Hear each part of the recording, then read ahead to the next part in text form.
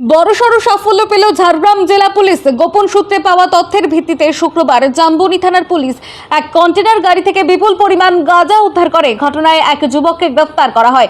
Police সূত্রে জানা গিয়েছে, ওড়িশার সম্বলপুর থেকে একটি কন্টেনার গাড়িতে করে বিপুল পরিমাণ গাঁজা হাওড়ার উদ্দেশ্যে নিয়ে যাওয়া হচ্ছিল।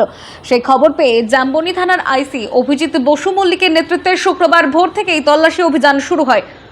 জাতীয় সড়কে একাধিক জায়গায় নজরদারি চালানো হয়। অবশেষে শুক্রবার সকাল 10টা নাগাদ জাম্বনি থানার চিচিরা এলাকায় জাতীয় সড়কের ওপর সন্দেহভাজন গাড়িটিকে আটক করে তল্লাশি চালায় পুলিশ। গাড়ি থেকে উদ্ধার হয় মোট 64 কেজি গাঁজা। ঘটনাস্থল থেকে গ্রেফতার করা হয় মনোজ শর্মা নামে এক যুবককে। তার বাড়ি পশ্চিম বর্ধমানের শীতলপুর এলাকায়।